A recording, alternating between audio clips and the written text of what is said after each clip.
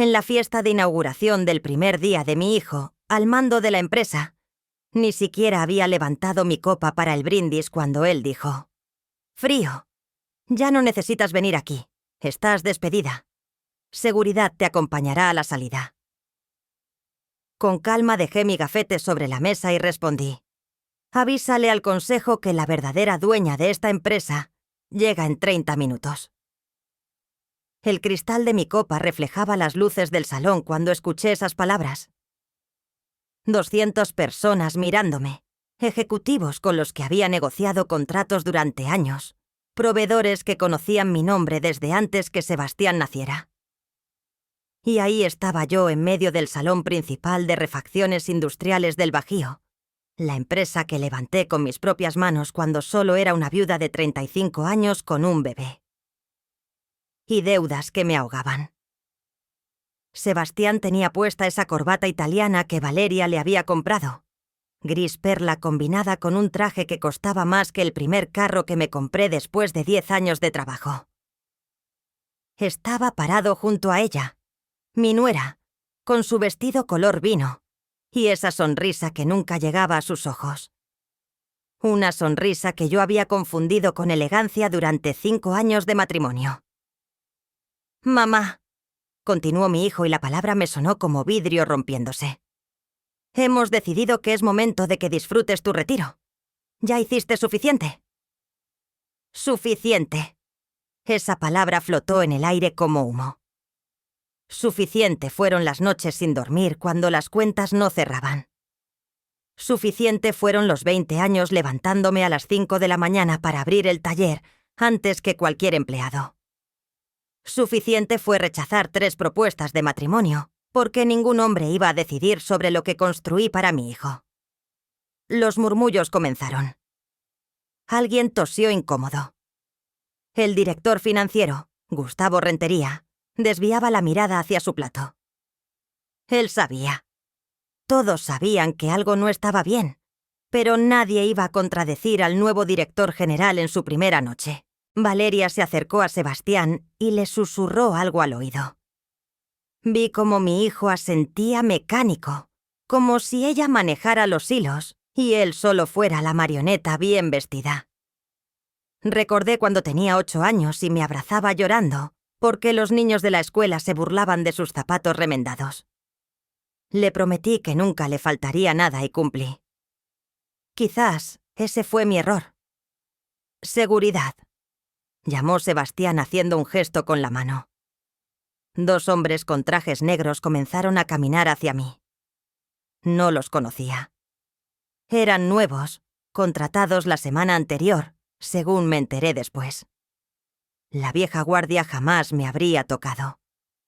Ellos recordaban cuando yo misma cargaba cajas de refacciones en la bodega, porque no teníamos dinero para contratar más personal. Tomé mi copa y bebí un sorbo largo de vino tinto. 200 pesos la botella, según decía la etiqueta. Ridículo para una empresa que el año pasado facturó 45 millones de pesos. Pero claro, Valeria prefería ahorrar en vino y gastar en decoración francesa para su nueva oficina. Dejé la copa sobre la mesa con cuidado. Nada de drama, nada de gritos. Eso era lo que esperaban, ¿verdad? Que hiciera un escándalo, que me pusiera histérica como las viejas que seguramente Valeria mencionaba en sus conversaciones privadas con las esposas de los otros ejecutivos. Me quité el gafete del cuello. Amelia Torres de Mora, fundadora. Ese pedazo de plástico con mi fotografía de 3 años atrás. Aún se me veía el cabello más oscuro, menos canas, menos arrugas alrededor de los ojos. Me lo quité despacio y lo coloqué junto a mi plato intacto de salmón con alcaparras. «¿Sebastián?», dije, y mi voz salió firme, sin temblor. «Avísale al consejo directivo que la verdadera dueña de esta empresa llegará en 30 minutos». Se hizo un silencio tan denso que pude escuchar el zumbido del aire acondicionado. Valeria dejó de sonreír. Sebastián frunció el ceño confundido. «¿De qué hablas?», preguntó mi hijo. «En 30 minutos lo sabrás». Tomé mi bolso de piel, ese que me regalé cuando cumplimos el primer millón en ventas. Mientras tanto, disfruten su fiesta. Caminé hacia la salida con la cabeza en alto. Los tacones resonaban contra el mármol importado que Valeria había insistido en instalar el mes pasado.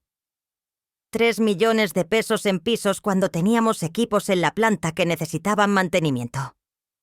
Pero ella siempre tuvo prioridades diferentes. Nadie me detuvo. Los guardias de seguridad se quedaron inmóviles sin saber qué hacer. Gustavo Rentería me miró con algo parecido a la lástima. O quizás era miedo. Él sabía más de lo que aparentaba. Cuando llegué al elevador, presioné el botón y esperé. Las puertas de acero reflejaban mi rostro. 67 años. Arrugas que contaban historias de sol en la piel mientras supervisaba entregas. Manos que alguna vez tuvieron callos de tanto trabajar. Ojos que habían visto crecer un imperio desde un taller de 3 empleados hasta una empresa con 200 trabajadores. Las puertas se cerraron y por primera vez en toda la noche sonreí porque ellos no sabían 3 cosas fundamentales. Primero, nunca firmé la transferencia real de la patente del sistema de inventario automatizado que desarrollamos hace 5 años. Ese sistema que representa el 60% del valor comercial de la empresa. Segundo, tenía copias de todos los documentos fraudulentos que Valeria me hizo firmar bajo engaños. Y tercero, afuera del edificio me esperaba la licenciada Fernanda Aguirre, la abogada corporativa más temida de Guadalajara, con 2 carpetas llenas de evidencia y una orden judicial que iba a cambiar todo. El elevador descendía piso por piso, y con cada nivel que bajaba sentía cómo recuperaba algo que había perdido en esos últimos 3 años. Dignidad, fuerza, claridad. 30 minutos. Eso era todo lo que necesitaba para demostrarles quién realmente construyó ese imperio. Y cuando las puertas del elevador se abrieron en la planta baja, el aire fresco de la noche me golpeó la cara como una promesa de justicia. Si quieres saber cómo una madre traicionada recuperó lo que era suyo por derecho, suscríbete al canal porque esta historia apenas comienza.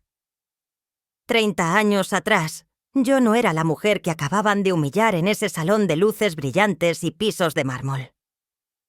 Era Amelia Torres, una viuda de 35 años con un bebé de 8 meses, que no dejaba de llorar, y un taller mecánico heredado que se caía a pedazos. Cuando Roberto murió en ese accidente en la carretera a Morelia, llevando refacciones a un cliente que nunca pagó, me dejó 3 cosas. Un hijo, un taller con deudas de 180.000 pesos y un reloj de bolsillo de plata con una inscripción que leía: tiempo de sembrar, tiempo de cosechar. Ese reloj era lo único de valor que teníamos, pero jamás lo vendí. Lo guardaba en mi bolso como un recordatorio de que todo tiene su momento. El taller estaba en la colonia Ferrocarril, en un edificio de ladrillo que olía a aceite quemado y metal oxidado. 3 empleados, don Jacinto, que tenía 60 años y manos que temblaban por la artritis. Mario, un muchacho de 22, que sabía más de motores que cualquier ingeniero y refugio que llevaba las cuentas en un cuaderno de pasta dura porque no teníamos dinero para una computadora. Los acreedores llamaban cada 2 días. El banco amenazaba con quedarse con el terreno. Los proveedores ya no nos fiaban ni un tornillo. Y yo tenía un bebé que alimentar con leche de fórmula que costaba 200 pesos la lata. Las madrugadas empezaban a las 4.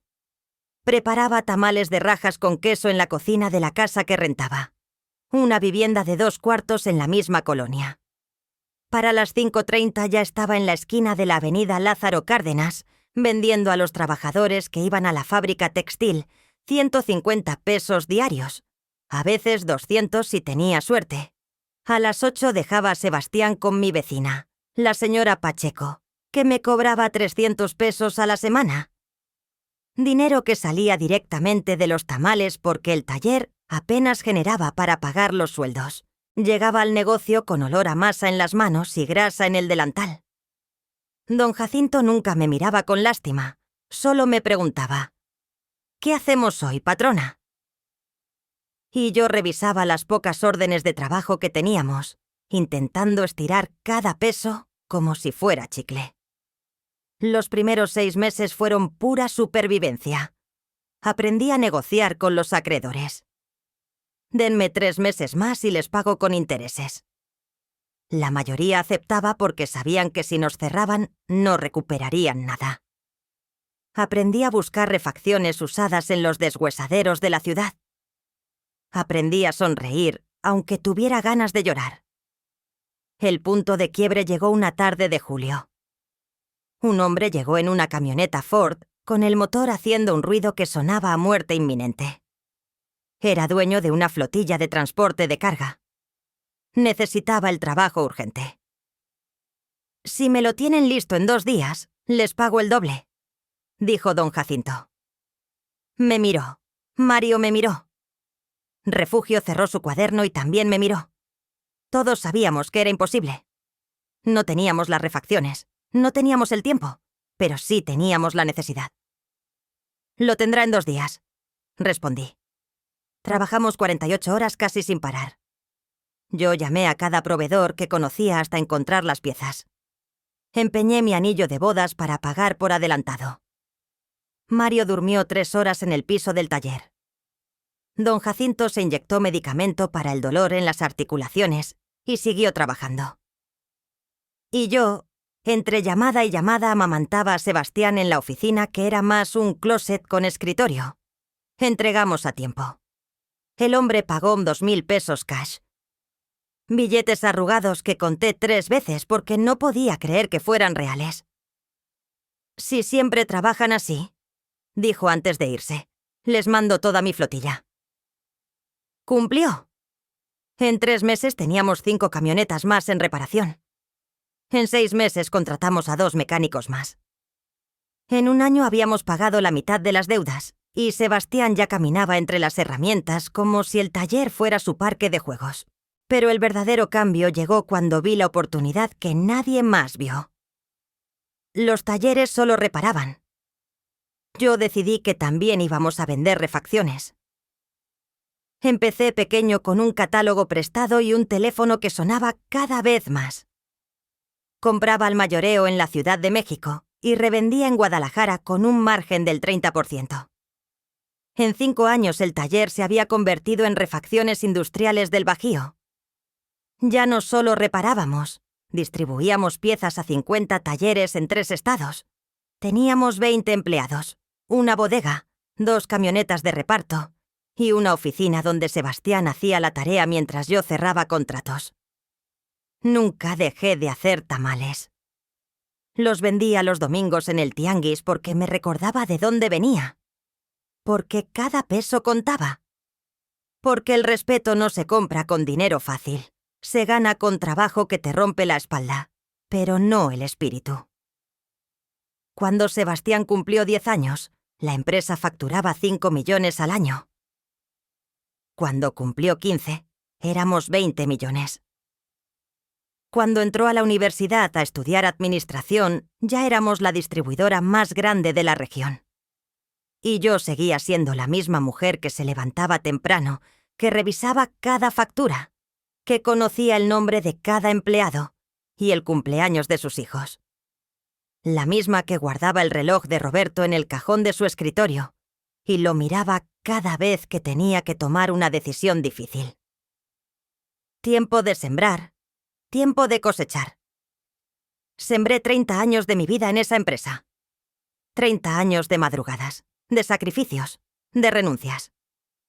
Rechacé a Pi Armando, el ingeniero que me invitó a cenar durante 2 años hasta que se cansó. Recha a Miguel, que tenía una ferretería próspera y me ofreció sociedad y matrimonio. Rechacé cualquier cosa que me distrajera de mi único objetivo, darle a mi hijo un futuro que yo nunca tuve. Y ahora, 30 años después, ese mismo hijo me había despedido como si fuera una empleada cualquiera, como si mi nombre no estuviera en cada ladrillo de ese edificio, como si mi sangre no estuviera mezclada con el cemento de esos cimientos. Pero ellos no sabían algo fundamental. Yo no había construido un imperio para que alguien me lo quitara. Lo había construido porque sabía exactamente cuánto costaba cada tornillo, cada decisión, cada lágrima derramada en silencio. Y ahora había llegado el tiempo de cosechar. Valeria llegó a nuestras vidas un martes de octubre, hace 5 años. Sebastián la conoció en un congreso de administración empresarial en Monterrey. Cuando me la presentó 2 semanas después, traía puesto un saco color camel y aretes de perla, que probablemente costaban más que mi primer carro. Mamá, ella es Valeria Sandoval. Tiene una maestría en administración de negocios por el TECI. Me dijo mi hijo con esos ojos brillantes que no veía desde que era niño, y le regalaba juguetes en Navidad. Valeria extendió su mano fría, suave, sin callos, manos que nunca habían cargado una caja ni limpiado grasa de un motor. Sonrió mostrando dientes perfectamente alineados, blancos como porcelana. Un placer, señora Torres. Sebastián me ha contado tanto sobre usted y todo lo que ha logrado. Es admirable. Admirable. La palabra sonaba correcta, pero había algo en su tono que no me cuadraba. Como cuando muerdes una fruta que se ve perfecta por fuera, pero está hueca por dentro. Aún así, me obligué a sonreír. Mi hijo estaba enamorado y yo solo quería su felicidad. Los primeros meses fueron como un cortejo. Valeria venía a cenar a casa cada viernes. Traía postres caros de pastelerías francesas. Hablaba de estrategias de mercado y expansión corporativa con palabras que sonaban importantes. Sebastián la miraba como si fuera la respuesta a todas las preguntas que nunca había hecho. «Mamá, Valeria dice que deberíamos modernizar el sistema de inventario», me comentó una noche mientras lavábamos los platos. «Que podríamos triplicar la eficiencia». «¿Y qué sabe ella de nuestro inventario?», pregunté más brusca de lo que pretendía. «Tiene experiencia, mamá. Trabajó en una consultoría de procesos empresariales». Experiencia. Esa palabra otra vez. Como si mis 30 años levantando la empresa desde cero no fueran experiencia suficiente. Se casaron en abril del año siguiente. Una boda en el jardín del hotel Quinta Real, que costó 300.000 pesos. Valeria insistió en cada detalle. Flores importadas, un violinista español, un menú de 5 tiempos. Yo pagué todo sin chistar porque era la felicidad de mi hijo, aunque el dinero pudo haber servido para renovar la maquinaria de la planta. La luna de miel fue en Europa 3 semanas. Cuando regresaron, Valeria ya no usaba su apellido. Era Valeria de Mora, como si al casarse con mi hijo también se hubiera casado con la empresa. Los cambios empezaron despacio, sutiles, como veneno que gotea. «Sebastián, deberíamos profesionalizar la estructura organizacional», decía Valeria durante las cenas familiares que ahora se hacían en su casa, un departamento en una zona residencial que yo les ayudé a comprar. «Las empresas familiares necesitan evolucionar para sobrevivir». «Mi mamá ha hecho que sobrevivamos durante 3 décadas», respondía Sebastián, aunque cada vez con menos convicción. «Claro, y por eso mismo merece descansar. Ya dio todo lo que tenía que dar». Descansar. Otra palabra bonita para decir que estorbaba.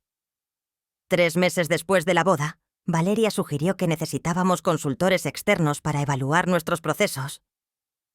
Pagamos 250.000 pesos a una firma que básicamente nos dijo lo que yo ya sabía. Funcionábamos bien, pero podíamos automatizar ciertas áreas. «¿Ves, mamá? Valeria tenía razón», me dijo Sebastián cuando presentaron el informe. 6 meses después, Valeria convenció a Sebastián de que ella debía tener una oficina en la empresa. «Para apoyarte, amor, yo puedo encargarse de la parte administrativa mientras tú te enfocas en las ventas». Le di mi visto bueno porque pensé que entre más ayuda tuviera mi hijo, mejor. No vi la trampa. No vi que estaba dejando entrar al caballo de Troya. Valeria rediseñó todo, Cambió los muebles de la recepción. Contrató una nueva asistente, una muchacha de 25 años llamada Denise, que solo respondía órdenes de ella. Implementó reuniones semanales de estrategia corporativa donde yo empecé a sentirme como una reliquia del pasado. Señora Torres, entiendo su punto, pero los modelos modernos de gestión sugieren comenzaba Valeria cada vez que yo opinaba algo, y Sebastián asentía. Siempre asentía. El golpe real llegó cuando me pidieron que firmara unos documentos. Valeria los trajo una tarde con su sonrisa perfecta. Y una explicación que sonaba razonable. Son solo ajustes para la estructura fiscal, suegra. El contador dice que así pagaremos menos impuestos. Es rutinario. Rutinario. Firmé 10 páginas sin leer la letra pequeña porque confiaba en mi hijo. Porque jamás imaginé que la mujer que dormía junto a él estaba tejiendo una red para atraparme. Un año después, mi oficina fue remodelada sin que me lo consultaran. Cuando llegué un lunes, encontré que la habían reducido a la mitad. Mis archivos, los que contenían 30 años de historia, habían sido digitalizados y enviados a almacenamiento externo. «Es más eficiente, mamá», explicó Sebastián. Valeria coordinó todo el proceso. Por supuesto que lo hizo. Mi asistente, Refugio, la misma que había estado conmigo desde los días del taller, fue despedida 2 meses después. Necesitamos personal más joven, más adaptado a las nuevas tecnologías, dijo Valeria durante una reunión del consejo donde yo ya casi ni participaba. Refugio conoce esta empresa mejor que nadie. Protesté. Exactamente. Conoce la empresa del pasado. Nosotros estamos construyendo la empresa del futuro. Sebastián no dijo nada. Solo miraba a su esposa con esa admiración ciega que me partía el corazón. Las reuniones importantes comenzaron a programarse cuando yo casualmente tenía citas con proveedores fuera de la ciudad. Las decisiones se tomaban sin consultarme. Los reportes financieros llegaban a mi escritorio 3 días después de que ya se habían discutido con el consejo. Me estaban borrando lento, sistemático, como si pasaran un borrador sobre mi nombre hasta que solo quedara mancha borrosa. Y lo peor no era Valeria. Lo peor era ver a mi hijo transformarse en alguien que no reconocía. El niño que lloraba en mis brazos cuando le dolía el estómago, ahora evitaba mi mirada en las juntas. El joven que me pedía consejo para cada decisión, ahora sentía cada palabra de su esposa como si fuera evangelio. Una noche los vi en el estacionamiento de la empresa. No sabían que yo seguía en mi oficina. Valeria le acariciaba la mejilla a Sebastián mientras le decía algo al oído. Él sonreía, y en ese momento lo supe. Ya no era su madre quien tenía su oído, era ella. Y ella tenía planes que yo apenas estaba comenzando a comprender. El día que caí en la trampa estaba lloviendo. Recuerdo el sonido del agua golpeando contra las ventanas de la sala de juntas, mientras Valeria desplegaba los documentos sobre la mesa de caoba como si fueran cartas de póker. «Suegra, necesitamos hablar de algo importante». Comenzó acomodándose un mechón de cabello detrás de la oreja. Sebastián estaba a su lado, serio, con esa corbata azul marino que le regalé en su último cumpleaños. «¿Qué pasa?», pregunté dejando mi taza de café sobre el posavasos. «Hemos estado consultando con asesores fiscales», intervino mi hijo. «Mamá, estamos pagando impuestos innecesarios, miles de pesos que podríamos ahorrar si reestructuramos la empresa». Valeria asintió empujando una carpeta hacia mí. «Es un proceso estándar en empresas de nuestro tamaño. Básicamente creamos un fideicomiso que protege el patrimonio y optimiza la carga tributaria». Abrí la carpeta. Páginas y páginas llenas de términos legales que sonaban como trabalenguas, cláusulas, anexos, firmas de abogados que no conocía. «¿Y esto qué significa exactamente?», Pregunté señalando una sección que hablaba sobre transferencia de participaciones accionarias. Es técnico, respondió Valeria con esa sonrisa que ya me resultaba insoportable. Básicamente usted mantiene su posición como fundadora, pero las acciones se administran a través del fideicomiso. Más eficiente, más seguro. Protegemos el patrimonio familiar de cualquier eventualidad. ¿Qué eventualidad? Demandas, problemas legales, cualquier cosa. Usted ya tiene 64 años, suegra. Es pensar en el futuro. 64 años. Lo dijo como si fuera una sentencia de muerte, como si a esa edad ya no tuviera derecho a opinar sobre lo que construí. Mamá. Sebastián se inclinó hacia adelante tomando mi mano. Sus ojos, los mismos ojos cafés de Roberto, me miraban con algo parecido a la súplica. Confía en nosotros. Solo queremos proteger lo que has construido. Lo que es nuestro. Nuestro. No tuyo. Nuestro. Firmé la primera página. Luego la segunda. Valeria iba señalando con su uña perfectamente pintada de rojo cereza, donde debía poner mi nombre. Aquí, suegra. Y aquí, una más en esta parte. ¿No debería leerlo con más calma? Pregunté en algún momento, sintiendo un peso extraño en el pecho. Por supuesto, si quiere, pero el contador dice que necesitamos presentarlo antes del viernes para que apliquen este ejercicio fiscal. Si no, perdemos el ahorro de este año. Sebastián apretó mi mano. Mamá, te prometo que todo está bien. Valeria revisó todo con 3 abogados diferentes. 3 abogados que yo nunca había visto. 3 abogados que probablemente cobraron una fortuna por diseñar esta jaula perfecta. Firmé todo. 23 páginas. Cada firma era como entregar un pedazo de mí misma sin darme cuenta. 2 semanas después llegó otro paquete de documentos.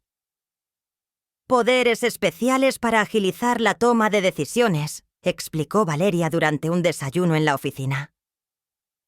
Usted viaja mucho visitando proveedores. Necesitamos que Sebastián pueda firmar contratos sin esperar a que regrese. Tenía sentido, o al menos así me lo pareció. En los últimos meses había estado viajando más a León, a Querétaro, a la Ciudad de México, cerrando acuerdos con nuevos distribuidores. Cada vez que volví había alguna decisión que se había esperando mi firma. ¿Qué tipo de contratos?, pregunté. Operativos, compras, ventas, nada mayor. Las decisiones estratégicas siguen requiriendo su aprobación. Firmé los poderes amplios, generosos, letales. El tercer golpe fue el más sutil. Llegó envuelto en preocupación y cariño falso. Suegra, hemos notado que últimamente está más cansada, dijo Valeria una tarde, sentadas en su oficina, que ahora era 3 veces más grande que la mía. Es normal a su edad. Por eso pensamos que sería bueno que tuviéramos acceso a sus cuentas bancarias, no para usarlas, solo para ayudarla a administrarlas. Yo administro perfectamente mis cuentas, lo sabemos, pero imagine que le pasa algo, un accidente, una enfermedad. Sebastián es su único hijo. Debería tener acceso para poder ayudarla si lo necesita. La palabra clave era sí, pero Valeria la usaba como si fuera cuando. No es necesario, mamá, intervino Sebastián, que había aparecido en la puerta como por arte de magia. Solo queremos cuidarte. Eres lo más importante que tengo. Me negué. Esa vez me negué. Fue la única línea que no crucé y probablemente fue lo que me salvó después. Pero el daño ya estaba hecho. 3 años de firmas. 3 años de confía en nosotros. 3 años de veneno gota a gota. No fue hasta mucho después que entendí lo que había pasado. El fideicomiso no solo optimizaba impuestos, había transferido el 85% de mis acciones a un vehículo legal, donde Sebastián era el administrador único. Yo mantenía solo el 15% directo a mi nombre. Los poderes especiales no eran solo para contratos operativos. Le daban a mi hijo autoridad para tomar cualquier decisión corporativa sin mi consentimiento. Y la reestructura administrativa había colocado a Valeria como directora de finanzas con control total sobre los presupuestos, las inversiones y los gastos. Me habían convertido en accionista minoritaria de mi propia empresa, en una empleada de lujo con el título de fundadora, que ya no significaba nada más que una placa dorada en la pared. Y yo había firmado mi propia condena. No por estúpida, no por descuidada, sino porque cometí el error más grande que puede cometer una madre: confiar ciegamente en su hijo. Durante esos 3 años, mientras firmaba documentos y cedía poder, Valeria tejía su red. Cambiaba empleados leales por gente nueva que solo le respondía a ella. Modificaba políticas, creaba estructuras donde yo ya no era necesaria. Y Sebastián, mi hijo, el bebé que amamanté en el piso del taller mientras revisaba facturas, se había convertido en el instrumento perfecto de mi propia destrucción. Porque Valeria sabía algo que yo tardé años en entender. No necesitas destruir a alguien con violencia. Solo necesitas hacer que firme su propia rendición con una pluma y una sonrisa. La primera señal real de que ya no era bienvenida en mi propia empresa llegó un lunes de marzo. Entré a mi oficina y encontré a 2 trabajadores moviendo mis archiveros. ¿Qué hacen?, pregunté dejando mi bolso sobre el escritorio. «Órdenes de la directora Valeria, señora», respondió el más joven, sin mirarme a los ojos. «Vamos a remodelar este espacio». «¿Remodelar?» Nadie me dijo nada. «No sabemos los detalles, señora. Solo seguimos instrucciones». Me dirigí directo a la oficina de Valeria. Ni siquiera toqué. Abrí la puerta y la encontré revisando unos planos extendidos sobre su escritorio de cristal. Alzó la vista con esa calma que ya me resultaba amenazante. «Suegra, justo iba a hablar con usted». «¿Por qué están moviendo mis cosas?» «Es parte del plan de optimización de espacios. Su oficina es demasiado grande para el uso que le da. La vamos a dividir en 2. Una mitad seguirá siendo suya. La otra será para el nuevo gerente de operaciones». «¿Qué nuevo gerente?» Sebastián no le contó. Valeria inclinó la cabeza fingiendo sorpresa. «Contratamos a Rodrigo Maldonado. Viene de una empresa en Monterrey. Experiencia impresionante en logística. Yo manejo las operaciones. Usted fundó la empresa suegra». «Eso no se discute, pero las operaciones modernas requieren conocimientos específicos de software, optimización de rutas, análisis de datos en tiempo real. Rodrigo tiene certificaciones internacionales». «¿Certificaciones?» Otra palabra para decir que yo estaba obsoleta. Debieron consultarme. Lo hicimos en la junta del consejo de la semana pasada. Usted no pudo asistir, ¿recuerda? Tenía esa cita con el proveedor en Querétaro. Claro, la cita que ella misma había programado para el mismo día de la junta. Qué conveniente. Volví a mi oficina. Los trabajadores ya habían levantado una pared de tablaroca en medio del espacio. Mi oficina, donde había tomado decisiones por 30 años, donde había llorado en silencio después de días imposibles, donde había firmado el primer contrato de 1 millón de pesos, ahora era del tamaño de un cubículo. Mis fotografías, las que mostraban la evolución de la empresa desde el taller original, habían sido enviadas a bodega para su resguardo. El librero de madera que Roberto construyó con sus manos estaba siendo desarmado porque no cabía en el nuevo espacio. «Cuidado con ese librero», ordené. «Señora, nos dijeron que ya no se usa. Va al almacén. Ese librero lo hizo mi esposo». El trabajador me miró incómodo. «No sabíamos, pero las órdenes son claras». «Las órdenes, siempre las órdenes de alguien más». Los meses siguientes fueron un desfile de pequeñas humillaciones. Mi asistente refugio, después de ser despedida, fue reemplazada por una chica de 23 años llamada Pamela, que claramente había sido instruida para gestionar mi agenda, de manera que yo siempre llegara tarde o no me enterara de las reuniones importantes. Señora Torres, la junta de presupuesto fue reprogramada para esta mañana. Lo siento, no alcancé a avisarle. Pamela, esa junta era el jueves. Sí, pero surgió un conflicto de agenda con el director Sebastián. Don't worry, le enviaré las minutas. Las minutas llegaban 3 días después, cuando las decisiones ya estaban tomadas. Presupuestos aprobados, inversiones autorizadas, contrataciones confirmadas, todo sin mi voto, todo sin mi opinión. En las pocas juntas a las que sí asistía, mi voz se había vuelto invisible. Yo proponía algo y Valeria respondía con un «es interesante», pero los estudios de mercado sugieren otra dirección. Sebastián asentía el resto del consejo, casi todos caras nuevas que ni siquiera conocían la historia de la empresa. La seguían como ovejas. Gustavo Rentería, el director financiero que llevaba 15 años conmigo, era el único que a veces me buscaba con la mirada. Pero incluso él había aprendido a quedarse callado. Necesitaba su trabajo. Tenía 3 hijos en la universidad. Un día encontré mi lugar de estacionamiento ocupado, el número 001, el que siempre había sido mío. Ahora tenía una placa nueva. Director general, Sebastián Mora Torres. Mi nuevo lugar estaba en la zona de visitantes.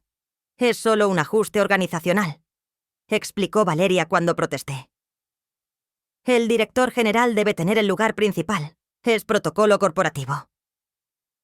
Protocolo como si 30 años de levantar esa empresa no fueran protocolo suficiente. Las invitaciones a eventos corporativos dejaron de llegar. La cena anual con proveedores que yo había organizado durante 2 décadas se realizó sin que nadie me avisara.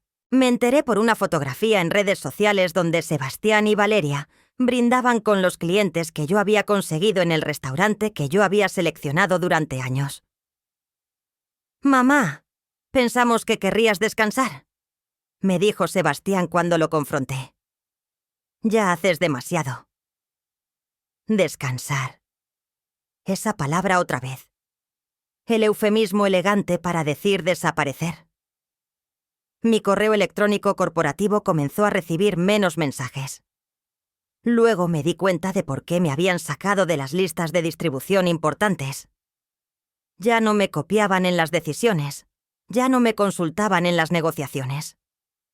Una tarde intenté acceder al sistema financiero para revisar los reportes trimestrales. Mi contraseña no funcionaba. «Pamela, mi acceso al sistema no funciona». «Ah, sí, hubo una actualización de seguridad. Ahora los accesos son por niveles. Le puedo solicitar los reportes que necesite y se los envío. Yo quiero acceso directo. Tendría que pedirlo al comité de tecnología, pero tarda como 2 semanas el trámite. 2 semanas para acceder a la información de mi propia empresa. Mientras Valeria probablemente podía ver cada número con un solo clic. El desplazamiento más doloroso fue cuando renovaron la planta de producción. Inauguraron una nueva área de almacenamiento automatizado con un evento para toda la empresa. Discursos. Corte de listón.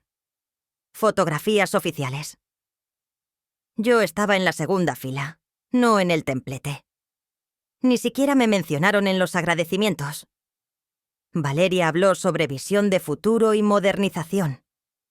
Sebastián agradeció al equipo de trabajo, pero nadie dijo el nombre de Amelia Torres, como si los cimientos de ese edificio no estuvieran construidos con mi sudor. Como si las máquinas no se hubieran comprado con ganancias que yo generé vendiendo tamales a las 5 de la mañana. Después del evento me encontré sola en el estacionamiento. Llovía ligeramente. Vi a través de las ventanas del salón a todos celebrando. Sebastián reía con los nuevos ejecutivos. Valeria posaba para fotografías y yo estaba afuera bajo la lluvia, sintiéndome como una extraña en el lugar que construí con mis manos. Saqué del bolso el reloj de Roberto. Las 8 de la noche, tiempo de sembrar, tiempo de cosechar. Leí la inscripción una vez más. Había sembrado 30 años de mi vida, pero alguien más estaba cosechando los frutos.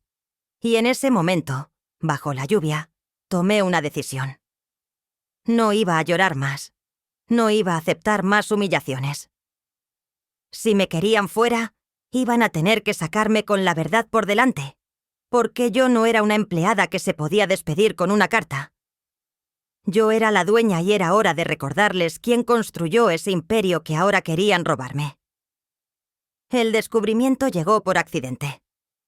Como todas las verdades que cambian una vida, no la estaba buscando. Simplemente apareció frente a mí como una bofetada. Era un jueves por la tarde, 2 meses antes de aquella fiesta de inauguración que lo cambiaría todo. Pamela había salido temprano. Algo sobre una cita médica que yo no tenía por qué cuestionar. Necesitaba imprimir un contrato que un proveedor me había enviado por correo. La impresora de mi oficina diminuta se había descompuesto la semana anterior y aún no la reparaban, así que caminé hacia la oficina de Sebastián. Él estaba en una reunión fuera de la empresa. La puerta estaba abierta. Me senté frente a su computadora. Todavía tenía su sesión abierta. Busqué mi correo en el navegador y encontré el documento. Lo mandé a imprimir. Mientras esperaba que saliera, la pantalla mostró una notificación. Un correo nuevo en la bandeja de entrada de Sebastián. No iba a leerlo. No era mi intención, pero el asunto me detuvo en seco. Borrador final. Estrategia de transición AT. AT. Amelia Torres. Mis iniciales. El cursor parpadeaba sobre el mensaje. Mi mano temblaba sobre el mouse. No debía abrirlo. Era la correspondencia de mi hijo. Pero algo en mi estómago me decía que necesitaba ver qué había dentro. Hice clic. El correo era de un tal licenciado Héctor Briseño, del despacho legal Briseño en Asociados. Nunca había oído ese nombre. El mensaje era breve pero letal. Estimado Sebastián, adjunto el documento final de la estrategia de transición para la señora Amelia Torres. Como discutimos, el enfoque debe ser gradual firme. Los puntos clave. 1. Anuncio de retiro voluntario durante evento corporativo. 2. Pensión mensual de 25.000 como reconocimiento a su trayectoria. 3. Remoción inmediata de accesos administrativos. 4. Comunicado de prensa posicionándola como fundadora honoraria en retiro merecido. El timing es crucial. Aprovechar el impulso de su nombramiento como director general para proyectar imagen de renovación generacional. Cualquier duda, quedo atento. 25.000 pesos mensuales, una pensión que apenas cubriría la renta de un departamento modesto. La empresa facturaba 45 millones al año y me ofrecían 25.000 pesos mensuales como si fuera una limosna. Abrí el documento adjunto. 12 páginas de estrategia detallada. Fechas. Tácticas de comunicación. Hasta tenían un discurso prescrito para que Sebastián lo leyera el día de mi retiro voluntario. Mi madre, Amelia Torres, ha sido el corazón de esta empresa durante 3 décadas. Hoy, con profundo amor y agradecimiento, respetamos su decisión de dar un paso al costado para disfrutar el descanso que merece. Descanso. Retiro voluntario. Palabras bonitas para ocultar un despojo. Pero lo que realmente me destrozó fue la última sección del documento. Una nota interna probablemente escrita por Valeria, que decía justificación estratégica. AT representa el modelo de gestión antiguo. Su resistencia al cambio y apego emocional a procesos obsoletos dificulta la modernización necesaria. Si bien su contribución histórica es innegable, su presencia actual es un lastre para el crecimiento. La transición debe ejecutarse con delicadeza, pero sin ambigüedad. No puede haber marcha atrás. Lastre. Me llamaron lastre, yo que levanté esa empresa desde un taller con 3 empleados. Yo que vendí tamales durante años para pagar las deudas que Roberto dejó. Yo que rechacé ofertas de matrimonio y vida personal. Porque mi único objetivo era darle un futuro a mi hijo. Lastre. Las lágrimas llegaron sin pedir permiso. Caían sobre el teclado mientras seguía leyendo. Había un cronograma. Fechas específicas. La transición estaba planeada para ejecutarse en 6 semanas, justo después del evento de nombramiento de Sebastián como director general. Todo estaba calculado. Cada palabra, cada movimiento me iban a sacar en mi propia fiesta de despedida disfrazada de homenaje. Escuché pasos en el pasillo. Cerré el correo rápidamente, tomé los papeles de la impresora y salí de la oficina justo cuando Valeria doblaba la esquina. «Suegra, ¿qué hace aquí?» «Mi impresora no sirve. Vine a usar la de Sebastián». Me miró con esos ojos grises que ahora veía por lo que realmente eran. Calculadores fríos. «Entiendo. Deberíamos comprarle una nueva». «No es necesario», respondí sosteniendo los papeles contra mi pecho. Ya tengo lo que necesitaba. Caminé de regreso a mi oficina. Cerré la puerta. Me senté en mi silla y miré alrededor. Las paredes desnudas, el espacio reducido, los archivos que ya no estaban. Todo había sido parte del plan. Cada humillación, cada desplazamiento, cada puerta que se cerraba en mi cara. No fue negligencia, fue estrategia. Saqué el reloj de Roberto del cajón. Las 5 de la tarde. En la oficina de al lado escuchaba las risas del nuevo gerente de operaciones hablando por teléfono. En el pasillo, empleados que ya ni me saludaban caminaban apurados a reuniones de las que yo estaba excluida. Pensé en mi hijo, en el bebé que cargué mientras mezclaba cemento para reparar las paredes del taller, en el niño que me abrazaba y me decía: «Cuando sea grande, voy a cuidarte como tú me cuidas a mí». ¿En qué momento se rompió esa promesa? ¿Fue gradual o hubo un día específico donde Sebastián dejó de ser mi hijo y se convirtió en el instrumento de Valeria? No lo sabía. Y en ese momento dolía más no saberlo que la traición misma. Tomé mi celular y marqué un número que no había usado en años. Lorena Campos, mi asistente durante 20 años, la que Valeria despidió con la excusa de reestructuración. «Señora Torres, Lorena, necesito verte». Esta noche fuera de la oficina hubo un silencio. Luego pasó algo. «Sí, y necesito tu ayuda. Nos encontramos en un café cerca de la Minerva». Lorena llegó con una caja de cartón. «Cuando me despidieron», dijo poniendo la caja sobre la mesa, «sabía que algo no estaba bien. Así que antes de irme hice copias». «¿Copias de qué?» «De todo. Documentos, correos, contratos. Durante meses vi cómo la señora Valeria movía papeles, cambiaba cifras, firmaba cosas a su nombre. Me dio mala espina y cuando intenté decírselo me corrieron». Abrió la caja. Adentro había carpetas organizadas por fecha, documentos legales, estados financieros, correos impresos. «Esto», señaló una carpeta roja, «son los documentos que usted firmó hace 3 años. Los originales y estos», señaló otra carpeta azul, «son las versiones que realmente se presentaron ante notario».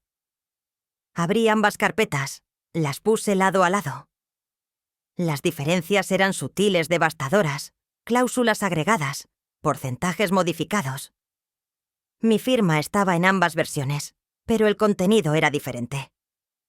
«Me engañaron», susurré. «La estafaron», corrigió Lorena. «Y tengo más. Transferencias a cuentas offshore, facturas infladas a proveedores fantasma. La señora Valeria no solo la está sacando de la empresa, la está vaciando». Sentí como algo dentro de mí se quebraba, pero no era mi espíritu. Era el último vestigio de la mujer ingenua que había confiado en su familia. «Necesito un abogado», dije. «Conozco a alguien, el licenciado Ernesto Salazar. Trabajó con su esposo hace años. Se jubiló, pero creo que para usted haría una excepción». Esa noche no dormí. Leí cada documento que Lorena me había dado, cada correo, cada contrato. La evidencia era aplastante. No solo me habían mentido, Me habían robado sistemáticamente durante 3 años. Y yo había firmado sin cuestionar porque confiaba, porque era mi hijo, pero ya no más. A las 6 de la mañana marqué el número que Lorena me había dado. Licenciado Salazar, soy Amelia Torres, viuda de Roberto Mora. Necesito recuperar mi empresa. El licenciado Ernesto Salazar vivía en una casa modesta en la colonia Chapalita. Cuando abrió la puerta, reconocí inmediatamente esos ojos penetrantes que recordaba de las pocas veces que visitó el taller cuando Roberto estaba vivo. Ahora tenía el cabello completamente blanco y usaba bastón, pero su mirada seguía siendo la de un hombre que no se dejaba engañar fácilmente. «Amelia», dijo, y había afecto genuino en su voz. «Pasa, te estaba esperando». Su estudio olía a libros viejos y café recién hecho. Las paredes estaban cubiertas de títulos de derecho corporativo y fotografías de casos ganados. Me señaló un sillón de piel gastada frente a su escritorio. Lorena me contó un poco por teléfono. Comenzó sirviéndome café en una taza de cerámica. «Pero quiero escucharlo de ti todo», le conté. Desde la llegada de Valeria hasta el correo que descubrí. No omití nada, ni siquiera las partes donde yo había sido ingenua, donde había firmado sin leer, donde había confiado cuando debí cuestionar. Ernesto escuchaba en silencio, tomando notas en una libreta amarilla. Cuando terminé, se recostó en su silla y suspiró profundo. «Roberto estaría furioso», dijo finalmente. «No contigo, con ellos. Fui una tonta. Fuiste una madre. Eso no es lo mismo». Se inclinó hacia adelante. «Amelia, lo que te hicieron tiene nombre. Fraude por engaño. Las firmas obtenidas mediante información falsa son nulas. Y si Lorena tiene los documentos originales y las versiones alteradas, tenemos caso». «¿Puedo recuperar el control?» «Podemos intentarlo, pero necesito que entiendas algo. Esto no será rápido ni limpio. Es tu hijo, tu familia. Una vez que abramos este frente, no hay marcha atrás». «¿Ya no hay marcha atrás?», respondí, sosteniendo mi taza con manos que ya no temblaban. «Ellos decidieron eso cuando me llamaron lastre». Ernesto asintió. «Entonces, empecemos. Primero necesito ver todos los documentos, cada papel que firmaste en los últimos 5 años». Pasamos las siguientes 2 semanas reconstruyendo el caso. Lorena trajo sus copias. Yo solicité duplicados a través de canales que Valeria no controlaba. Ernesto contactó a peritos especializados en documentos legales. Los resultados fueron devastadores. Lupita soltó el aliento que había estado conteniendo. La rabia ya no era una llama, sino un acero frío y afilado. Tenía el plan final. La fecha fue marcada en el calendario por don Artemio. El 2º aniversario luctuoso de Ernesto, un evento familiar al que Sebastián y Valeria no podrían faltar por respeto. Un respeto que solo podían fingir. Los invitaría a todos. A Daniela, a los pocos amigos de confianza, a los primos, a los tíos, a don Artemio, a una sencilla cena en Coyoacán, para recordar a mi esposo y agradecer a Sebastián y Valeria por cuidarme en estos tiempos difíciles. El teatro debía ser impecable. Los días previos, Lupita se esforzó en ser la versión más patética de sí misma, tropezando con las alfombras, buscando palabras que no existían, preguntándole a Sebastián si ya había hablado con su padre. Valeria le sonreía con esa superioridad de quien tiene el control. «Ya casi, vieja», debió pensar, ajena a que la vieja estaba a punto de desatar el infierno. La cena fue un martes por la noche. La casa de las bugambilias, iluminada con velas y con un olor a mole poblano que llenaba cada rincón, se sentía como una trampa dorada. Sebastián vestía un traje nuevo, comprado con el dinero que creía tener asegurado de la herencia. Valeria, un vestido que la hacía lucir como la joven dueña de la casa. Daniela y don Artemio llegaron como invitados distantes. pero con una mirada de complicidad que Lupita entendía a la perfección. Cuando todos estuvieron sentados a la gran mesa del comedor, Lupita se puso de pie, sosteniendo en sus manos la taza de café olvidada de Ernesto. «Quiero agradecerles a todos por venir», comenzó, su voz resonando extrañamente firme. «Especialmente a mi hijo Sebastián y a mi querida Valeria, quienes han sido mi apoyo incondicional desde que Ernesto partió». Hizo una pausa, paseando la mirada por el rostro de su nuera, cuya sonrisa se expandía con suficiencia. «Sé que te he estado un poco confundida últimamente. La edad no perdona, y el duelo me ha afectado la memoria. Por eso, quiero hacer algo que me dé paz y asegurar mi futuro». Sebastián sonrió abiertamente, un brillo codicioso en sus ojos. Era el momento de la victoria. Lupita continuó, esta vez mirando directamente a su hijo. «Hace unos días, firmé unos poderes notariales a favor de Sebastián. Fue un acto de amor y confianza, porque le dije que mi vida dependía de que él pudiera manejar mis asuntos en caso de que yo empeorara». Sebastián asintió con una falsa seriedad, mientras sus invitados, ajenos a la trampa, murmuraban: «Qué buen hijo, y qué previsora. Pero el día que firmé esos papeles», dijo Lupita, bajando ligeramente la voz, «cuando tuve la pluma en la mano, me di cuenta de algo. Me di cuenta de que un hijo que planea declarar incapaz a su madre para robarle su patrimonio no merece ni mi confianza, ni mi amor, ni mi apellido». El silencio que siguió fue más atronador que cualquier grito. La sonrisa de Valeria se congeló, y Sebastián palideció. Lupita sacó de su bolso el celular viejo de Ernesto. Lo conectó a un pequeño altavoz escondido bajo la mesa y presionó «reproducir». La voz de Sebastián, clara y sin adulterar, inundó el comedor. «La vieja va a llegar desesperada. Necesitamos 350.000 pesos de inmediato. Y cuando se dé cuenta de que la operación nunca fue necesaria, ya es demasiado tarde». Luego la risa gélida de Valeria. «Es un estorbo, Sebastián, y lo sabes. En 2 meses está declarada. En 3 la casa es nuestra. En 4 la metemos a una residencia bonita, de esas con jardines. Y nosotros empezamos nuestra vida de verdad sin ella estorbando».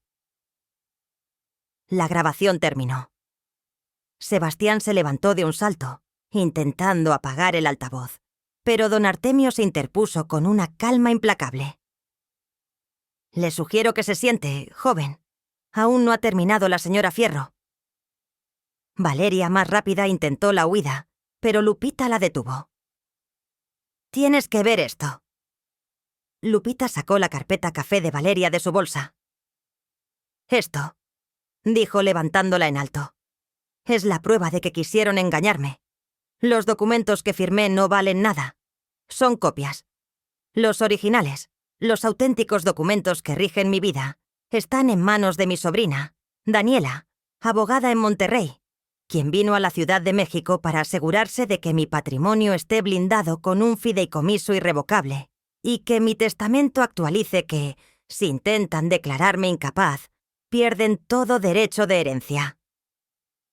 Lupita miró a su alrededor.